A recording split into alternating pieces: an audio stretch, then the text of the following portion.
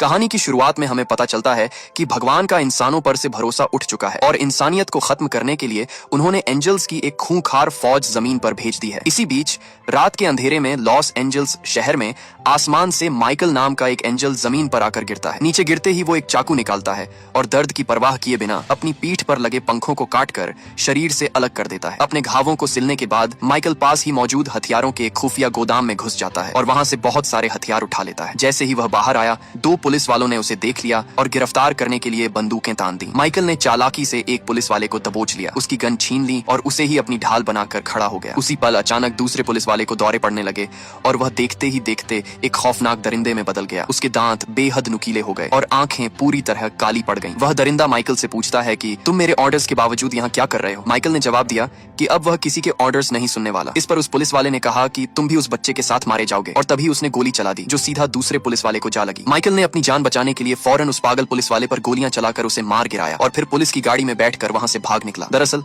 Michael ने भगवान के इस तबाही वाले आदेश के खिलाफ जाकर इंसानों को बचाने की कसम खाई थी। इसके बाद रेगिस्तान के बीचों बीच मौजूद पैराडाइज फॉल्स नाम के एक सुनसान रेस्टोरेंट को देखते हैं। इस रेस्टोरेंट का मालिक बॉब है और यहाँ उसका बेटा जीप भी काम करता है। जीप चार्ली नाम की एक वेट्रेस से प्यार करता है जो इसी रेस्टोरेंट में काम करती है। चार्ली 8 महीने की गर्भवती है, लेकिन यह बच्चा जीप का नहीं था। फिर भी जीप उसकी और उसके आने वाले बच्चे की बहुत परवाह करता है। कुछ देर बाद काइल नाम का एक आदमी रास्ता भटक कर वहाँ आता है जिसका फोन काम नहीं कर रहा था। इसके अलावा वहाँ हॉवर्ड अपनी पत्नी सैंड्रा और बेटी ऑन्ड्री के साथ रुका हुआ था क्योंकि उनकी गाड़ी खराब हो गई थी। अंदर टीवी में कोई सिग्नल नहीं आ रहा था, तो बॉब टीवी को 2-3 बार पटकता है तो अचानक स्क्रीन पर एक इमरजेंसी मैसेज दिखाई देता है। वह रेडियो और फोन चलाने की भी कोशिश करता है पर किसी में नेटवर्क नहीं था। ठीक उसी समय बाहर खड़े जीप की नजर दूर आसमान पर पड़ती है जहाँ काले बादलों का एक भयानक झुंड हर पल बढ़ता जा रहा है। तभी ग्लैडिस नाम की एक बूढ़ी औरत रेस्टोरेंट में आती है। वह अपना ऑर्डर देने के बाद आराम से वहां मौजूद लोगों से बातचीत करने लगती है। जब चार्ली उसे खाना लाकर देती है तो वह चार्ली को घूरने लगती है और एक डरावनी मुस्कान के साथ कहती है कि तुम्हारा बच्चा बहुत जल्दी मरने वाला है। ये सुनकर वहां मौजूद सभी लोग हैरान रह जाते हैं और चार्ली गुस्से में वहां से चली जाती है। जब हॉवर्ड उस बूढ़ी औरत को शांत करने के लिए आगे बढ़ता है तो वह औरत अचानक उस पर जानवर की तरह हमला कर देती है और उसके गले पर बुरी तरह काट लेती है। इससे पहले कि कोई कुछ समझ पाता, वह औरत मकड़ी की तरह छत पर चढ़ जाती है और लोगों पर हमला करने लगती है। तभी काइल अपनी बंदूक निकालता है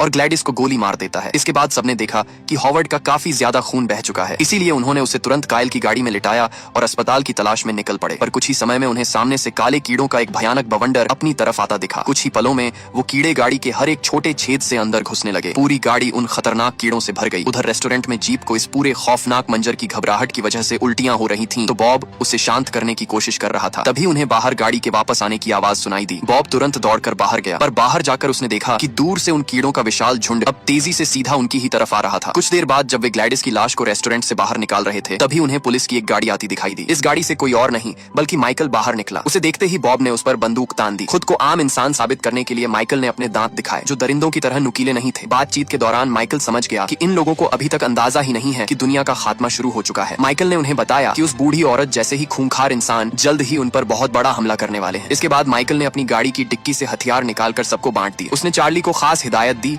कि किसी भी हालत में अपनी जान जोखिम में मत डालना क्योंकि दुश्मनों का असली निशाना वही है। इसके बाद सभी ने मिलकर रेस्टोरेंट की टेबल्स और कुर्सियों से खिड़कियां और दरवाजे पूरी तरह ब्लॉक कर दी। रात होते ही रेस्टोरेंट की बिजली कट गई। खतरे पर नजर रखने के लिए सभी मर्द हथियार लेकर छत पर पोजीशन ले लेते हैं। कुछ ही देर में अंधेरे को चीरता हुआ एक आइसक्रीम ट्रक वहां आकर रुकता है। उसका ड्राइवर बाहर निकलता है और अजीब सी डरावनी आवाज में चिल्लाने लगता है। देखते ही देखते उसके हाथ पैर लंबे होने लगते हैं और वह एक भयानक मॉन्स्टर की तरह तेजी से रेस्टोरेंट की तरफ दौड़ पड़ता है। बिना वक्त गंवाए सभी ने उस पर गोलियों की बारिश कर दी और उसे वहीं ढेर कर दिया। लेकिन असली खतरा तो अभी बाकी था। दूर से ऐसी ही कई गाड़ियां तेज रफ्तार से रेस्टोरेंट की तरफ आ रही थीं, जो पूरी तरह से उन शैतानी दरिंदों से भरी हुई थीं। माइकल के आदेश पर सबने उन गाड़ियों पर फायरिंग शुरू कर दी। गोलियों की वजह से कुछ गाड़ियां आपस में टकराकर ब्लास्ट हो गईं। गोलीबारी के बावजूद एक मॉन्स्टर खिड़की तोड़कर अंदर घुस जाता है और अंधेरे का फायदा उठाकर हॉवर्ड को दबोचता है और उसे घसीटते हुए खिड़की से बाहर ले जाने लगता है। सैंड्रा और बाकी औरतें उसे बचाने की कोशिश करते हैं, पर इसी अफरा तफरी में एक और मॉन्स्टर की नजर चार्ली पर पड़ जाती है। वह उसे उठाकर ले जाने ही वाला होता है कि ऐन वक्त पर माइकल वहां पहुंचता है और उस दरिंदे को गोली मार देता है। लेकिन इस चक्कर में दुश्मन हॉवर्ड को अपने साथ ले जाने में कामयाब हो जाते हैं। माइकल तुरंत खिड़कियों से बाहर धुआंधार फायरिंग करता है ताकि कोई और मॉन्स्टर अंदर न घुस सके। इधर सैंड्रा अपने पति के अगवा होने पर पागल होकर उसे ढूंढने लगती है। माइकल उसे समझाता है कि हॉवर्ड अब जा चुका है और उसे वापस नहीं लाया जा सकता। वह चार्ली को भी सख्त हिदायत देता है कि वह किसी भी हालत में अपनी जान जोखिम में न डाले। ये सब देखकर बॉब का सब्र टूट जाता है और वह बीच में आकर पूछता है कि आखिर ये सब चल क्या रहा है। तब माइकल कहता है कि भगवान का अब इंसानों पर से पूरी तरह विश्वास उठ चुका है और वह धरती से से इंसानियत का नामो निशान मिटाना चाहते हैं। बाहर जो लोग खूंखार दरिंदों की तरह हमला कर रहे हैं वे कमजोर इच्छा शक्ति वाले इंसान हैं जो अब भगवान के एंजल्स के वश में आ चुके हैं। माइकल उन्हें बताता है कि वह खुद भी भगवान का एक एंजल हुआ करता था और वह यहाँ सिर्फ चार्ली के बच्चे की रक्षा करने आया है क्योंकि वही बच्चा इंसानियत को बचाने की आखिरी उम्मीद है। चार्ली का अभी 8वां महीना ही चल रहा था पर माइकल बताता है कि वह बच्चा कल क्रिसमस के दिन ही पैदा होगा। अब चाहे किसी को भगवान पर यकीन हो या ना हो, उन्हें इंसानियत की आखिरी उम्मीद को जिंदा रखने के लिए मिलकर इन मॉन्स्टर्स का सामना करना ही होगा। कुछ देर बाद जब माहौल थोड़ा शांत होता है तो जीप अकेले में माइकल के पास जाता है और उससे पूरी सच्चाई जानना चाहता है। माइकल उसे बताता है कि वह एंजल की फौज का जनरल था, लेकिन जब भगवान ने इंसानियत को खत्म करने का हुक्म दिया तो उसने बगावत कर दी और अपनी फौज छोड़कर यहाँ आ गया। माइकल कहता है कि भले ही भगवान का इंसानों से विश्वास उठ गया हो, लेकिन उसका विश्वास आज भी कायम है। दुनिया में भले ही नफरत और अंधकार भर चुका है, लेकिन माइकल को पूरा यकीन है कि लोगों के अंदर अब भी भलाई और इंसानियत मौजूद है और वह उन्हें बचाने के लिए अपनी जान की बाजी लगा देगा। दूसरे दिन सुबह बॉब और माइकल पहरा देने के लिए छत पर पहुंचे। वहां खड़े माइकल को वह दिन याद आता है जब इस पूरी तबाही की शुरुआत हुई थी। जब माइकल ने इंसानियत को खत्म करने वाले भगवान के इस आदेश को मानने से इनकार कर दिया था, तब भगवान के दूसरे सबसे ताकतवर एंजल गैब्रियल ने उसे समझाने की बहुत कोशिश की थी। गैब्रियल का कहना था कि इंसानों को यह सजा उनके बुरे कर्मों की वजह से ही मिल रही है, लेकिन माइकल का मानना था कि एंजल्स का काम इंसानों का खात्मा करना नहीं बल्कि उन्हें समझाकर सही राह दिखाना है। तभी माइकल ने देखा था कि हजारों एंजल्स इंसानियत का नामो निशान मिटाने के लिए स्वर्ग से धरती की ओर निकल पड़े थे। दूसरी तरफ सब मिलकर सैंड्रा को एक कुर्सी से बांध देते हैं क्योंकि वह अपने पति के मरने के सदमे की वजह से पूरी तरह पागल हो चुकी थी। जब उसकी बेटी ऑन्ड्री उसे कुछ खिलाने की कोशिश करती है तो सैंड्रा सारा इल्जाम उसी पर थोपते हुए चिल्लाती है कि ये सब तेरी वजह से हुआ है, हम सिर्फ तेरे कारण ही दूसरे शहर जा रहे थे। कुछ देर बाद अचानक रेस्टोरेंट के रेडियो में सिग्नल वापस आ जाता है। उन्हें खबर मिलती है कि उनकी ही तरह बचे हुए कुछ इंसानों ने देश भर में अलग अलग जगहों पर छिपकर इन मॉन्स्टर्स से लड़ने के लिए अपनी फौज बना ली है। यह सुनकर बॉब और बाकी लोग भी वहां से निकलकर उस फौज में शामिल होने की बात कहते हैं, लेकिन माइकल साफ इनकार कर देता है क्योंकि खुले में बाहर निकलने से मॉन्स्टर्स के लिए चार्ली और उसके बच्चे पर हमला करना बेहद आसान हो जाएगा। रात होते ही रेस्टोरेंट में अचानक लाइट वापस आ गई। तभी सामने से एक गाड़ी आती दिखाई दी तो काइल और ऑड्री हमले के लिए तैयार हो गए, लेकिन उस गाड़ी में से एक आदमी और एक बच्चा बाहर आए जो देखने में नॉर्मल लग रहे थे, इसलिए उन्होंने अपनी बंदूक नीचे कर ली। मगर यह सब उन मॉन्स्टर्स की एक चाल थी। उन्होंने रेस्टोरेंट में बिजली भी इसीलिए वापस पहुंचाई थी ताकि सबको लगे कि अब सब ठीक हो रहा है और वे बाहर निकल आए। काइल उसी पल छत से नीचे कूद गया और मॉन्स्टर्स पर धुआंधार फायरिंग शुरू कर दी। अंदर रेस्टोरेंट में बॉब बाहर जाकर उसकी मदद करना चाहता था, पर माइकल ने उस पर बंदूक तान कर कहा कि अगर उसने दरवाजा खोला तो सब के सब मारे जाएंगे। बाहर काइल ने कई मॉन्स्टर्स को मार गिराया और फिर उस बच्चे को बचाने के लिए आगे बढ़ा, पर तभी उसे एहसास हुआ कि वह बच्चा भी मॉन्स्टर बन चुका था। अचानक उस बच्चे ने काइल की गर्दन पर काट लिया और उसे वहीं मार डाला। जब चार्ली किचन में पानी लेने गई तो उसने देखा कि वह मॉन्स्टर बच्चा अंदर आ चुका है। उस बच्चे ने अचानक एक चाकू से चार्ली पर हमला कर दिया, पर चार्ली ने एक ट्रे को ढाल बनाकर खुद को बचा लिया। तभी वह चाकू ट्रे से टकराकर वापस बच्चे के हाथ पर लगा, जिससे उसकी उंगलियां कट गईं। चार्ली ने उसे धक्का देकर नीचे गिरा दिया और उसी वक्त रेस्टोरेंट की लाइट फिर से चली गई। इसके बाद उन सब ने टॉर्च जलाकर खून के निशानों का पीछा किया। उन्हें छत पर उस बच्चे के खून से सने हाथों के निशान मिले। तभी अंधेरे में से वह बच्चा अचानक बॉब की पीठ पर कूद पड़ा और उसे मारने की कोशिश करने लगा। उसी पल माइकल ने उस मॉन्स्टर को दूर फेंक दिया और जीप ने उस पर गोली चलाकर उसे मार डाला। उसी पल चार्ली को बहुत तेज दर्द शुरू हो जाता है। माइकल और ऑड्री उसे हौसला देते हैं और बच्चे को जन्म देने में उसकी मदद करते हैं। इसी दौरान पूरे आसमान में बहुत जोर जोर से घंटियों की आवाज गूंजने लगती है। उधर छत पर जीप और बॉब पहरा दे रहे थे। तभी अचानक एक जोरदार बिजली कड़कती है और सामने का नजारा देखकर उनके होश उड़ जाते हैं। उन्होंने देखा कि रेस्टोरेंट के बाहर हजारों की तादाद में मॉन्स्टर्स की फौज खड़ी थी। अंदर चार्ली एक बच्चे को जन्म देती है, लेकिन वह उस बच्चे को पकड़ने से मना कर देती है। वह माइकल से कहती है कि वह इस बच्चे को अपने साथ ले जाए और इसकी देखभाल करे, पर माइकल उसे समझाता है कि यह तुम्हारा सफर है और इसे तुम्हें ही पूरा करना होगा। इसके बाद ऑड्री बच्चे को लेकर अपनी माँ सैंड्रा के पास जाती है। बच्चे को देखकर सैंड्रा का दिल पिघल जाता है और वह ऑड्री से अपने बुरे बर्ताव के लिए माफी मांगती है, पर असल में वह माफी मांगने के बहाने छुपकर अपने हाथों की रस्सियां खोल रही थी। जब बच्चा रोने लगता है तो रोने की आवाज से उन मॉन्स्टर्स के सिर में तेज दर्द होने लगता है। तभी अचानक बहुत जोर से एक घंटी बजती है। माइकल सबको हथियार उठाने को कहता है क्योंकि अब सब कुछ खत्म करने के लिए खुद सबसे ताकतवर एंजल गैब्रियल आ रहा था। तब जाकर सबको समझ आता है कि इन एंजल्स का असली मिशन इसी बच्चे को मारना है। माइकल उन्हें बताता है कि असल में यह बच्चा पैदा ही नहीं होने वाला था, मगर अब इसके जन्म लेने से भविष्य और भगवान की इच्छा दोनों बदल चुकी हैं। ये सुनकर चार्ली अपने बेटे को गोद में लेने के लिए आगे बढ़ती है, लेकिन तभी सैंड्रा अपने हाथ खोलकर अचानक बच्चे को छीन लेती है। वह उस बच्चे को मॉन्स्टर्स के हवाले करके अपनी जान बचाना चाहती थी। उसी वक्त बाहर घंटियों की आवाज और तेज हो जाती है और रेस्टोरेंट का दरवाजा एक जोरदार धमाके के साथ टूट जाता है। सैंड्रा को रोकने के लिए माइकल बिना कुछ सोचे सीधा उस पर गोली चला देता है और उसे वहीं मार गिराता है। गोली लगते ही बच्चा सैंड्रा के हाथों से छूटकर नीचे गिरने वाला था कि तभी जीप ऐन वक्त पर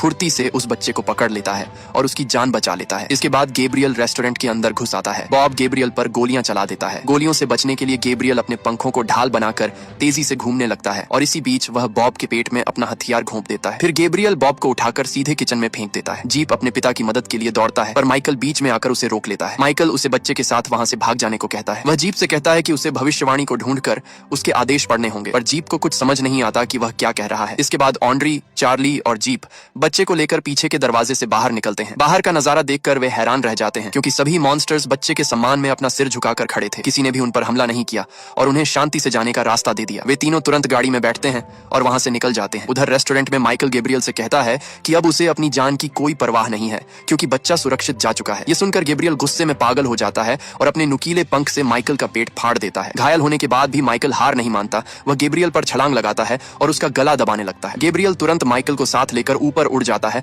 और उसे जोर से छत पर पटक देता है। आखिरकार गैब्रियल अपनी गदा से आखिरी वार करता है और माइकल की जान ले लेता है। अपने ही भाई को मारने के बाद गैब्रियल रोने लगता है। तभी माइकल की लाश एक तेज रोशनी में बदल जाती है और वहां से गायब हो जाती है। वहीं दूसरी ओर गाड़ी में बैठे जीप के हाथ पर अपने आप कुछ अजीब सी लकीरें बनने लगती हैं। जीप तुरंत समझ जाता है कि यही माइकल के वे आखिरी आदेश हैं जिनकी वह बात कर रहा था। उधर रेस्टोरेंट में गैब्रियल को किचन से कुछ आवाज आती है। वह अंदर जाकर देखता है तो घायल बॉब अभी भी जिंदा था। अचानक बॉब गैस ओवन के पास अपना लाइटर जला देता है। पलक झपकते ही वहां जबरदस्त धमाका होता है जिसकी चपेट में गैब्रियल के साथ साथ रेस्टोरेंट के बाहर खड़े सारे मॉन्स्टर्स भी आ जाते हैं। इतने भयानक धमाके के बाद भी गैब्रियल जिंदा बच निकलता है। कुछ ही पलों में वह उड़कर सीधा जीप की चलती हुई गाड़ी पर पहुंचता है और हमला कर देता है। जीप उस पर गोलियां चलाता है जिससे गैब्रियल फिसलकर गाड़ी के पीछे अटक जाता है, लेकिन उन गोलियों का उस पर कोई असर नहीं होता। फिर वह गाड़ी के अंदर घुस आता है और ऑड्री पर वार करके उसे बेहोश कर देता है। इसके बाद वह चार्ली से बच्चा छीन लेता है तो जीप उससे भिड़ जाता है।